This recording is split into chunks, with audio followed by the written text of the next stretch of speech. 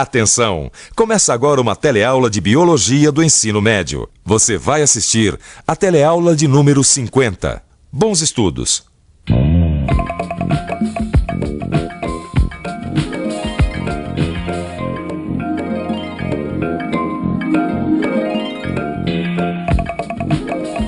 É uma coisa que eu não consigo entender, pai.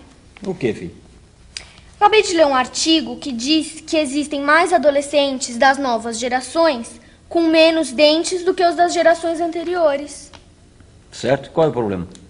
Você já aprendeu no telecurso que na natureza há um grande número de seres que, mesmo pertencendo à mesma espécie, têm diferenças individuais. Os seres humanos, por exemplo, podem ser altos, baixos, ter a pele clara ou escura, ter mais ou menos dentes e por aí vai. Sim, mas aqui diz que em muitos adolescentes os dentes do siso não aparecem. Como é que pode? Como assim? Eu quero saber como e por que as espécies mudam através do tempo. Então assista a nossa teleaula de hoje, que vai tratar da teoria da evolução. Uma teoria que revolucionou e unificou o pensamento da biologia. Você vai conhecer a teoria de Darwin, um naturalista que viveu no século XIX. Ele constatou que havia características diferentes entre indivíduos da mesma espécie. Você vai entender por que a seleção natural é o princípio básico que fundamenta a teoria de Darwin. Ainda nesta teleaula, você vai conhecer o neodarwinismo, uma outra teoria que explica a variabilidade genética através de vários mecanismos, entre eles, mutação e recombinação genética.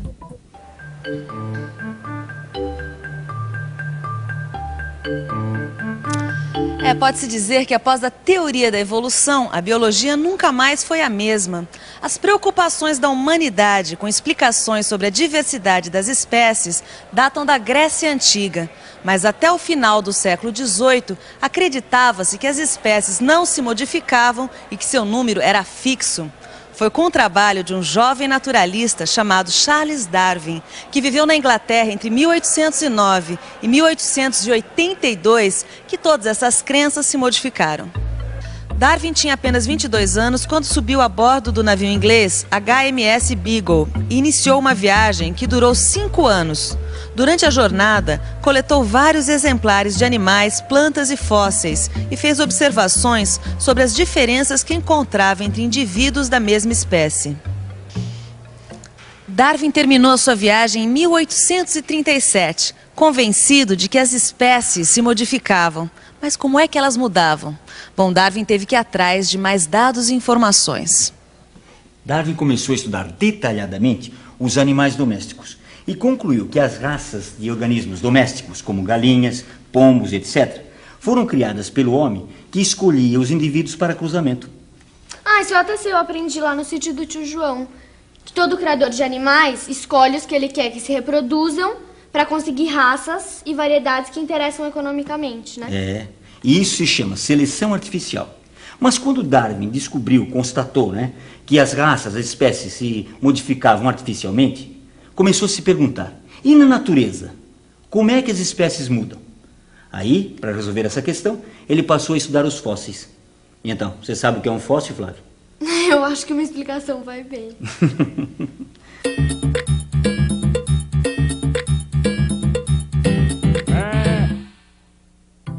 Um fóssil é qualquer vestígio petrificado de um ser vivo que já habitou o nosso planeta.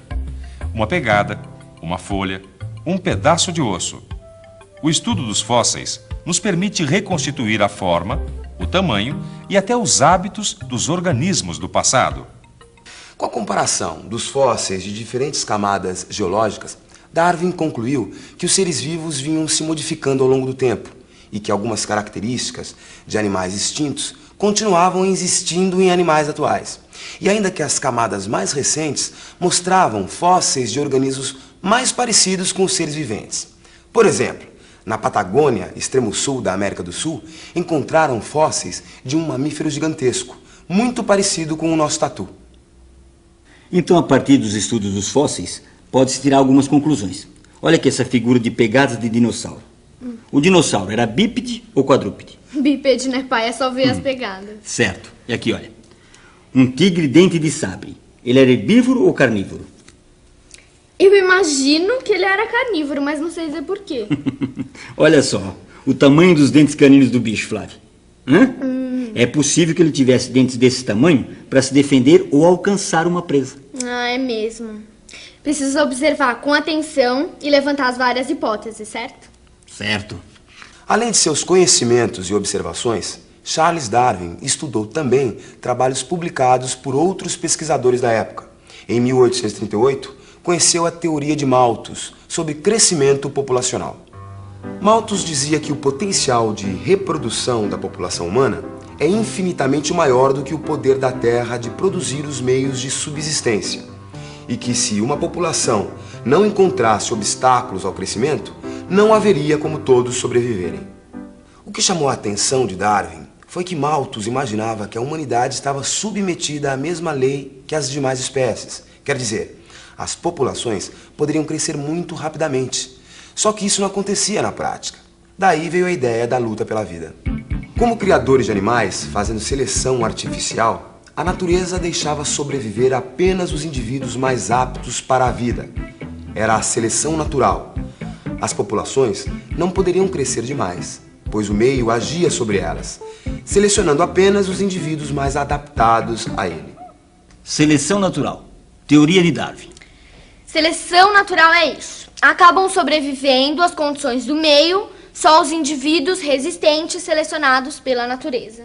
Isto é, devido à variação existente entre os indivíduos da mesma espécie, é possível que alguns sobrevivam quando há mudança no meio. Os que sobrevivem deixam descendentes e os outros morrem antes disso. O exemplo clássico da teoria de Darwin é o da girafa. De acordo com os fósseis, os ancestrais das girafas tinham um pescoço mais curto. Então, como é que aconteceu a evolução da população de girafas para o pescoço mais longo, como é hoje em dia? Darwin dizia que no passado o comprimento do pescoço variava de indivíduo para indivíduo. As girafas de pescoços mais longos conseguiam alcançar os ramos mais altos das árvores e, por isso, tinham maior oferta de alimento e mais chance de sobreviver que as de pescoço mais curto. Desse modo, a seleção natural foi privilegiando os indivíduos que possuíam um pescoço longo. A variação é hereditária. Após milhões de anos, as girafas de pescoço curto desapareceram e a população de girafas era composta apenas de indivíduos de pescoço longo. Darwin conseguiu elaborar uma teoria que explicava as mudanças das espécies, mas não conseguiu explicar como surgia a variedade entre indivíduos da mesma espécie. Apenas constatou que existiam indivíduos diferentes dentro da espécie. Na mesma época que Darwin publicou seu livro, em 1859, surgia um outro naturalista que estudava os mecanismos da herança. Gregor Mendel descobriu o mecanismo de herança, como as características dos pais passam para os filhos. Mas só no início de 1900 é que os trabalhos de Mendel foram retomados. 20 anos depois, já se sabia que os mecanismos de herança descobertos por Mendel estavam relacionados aos cromossomos.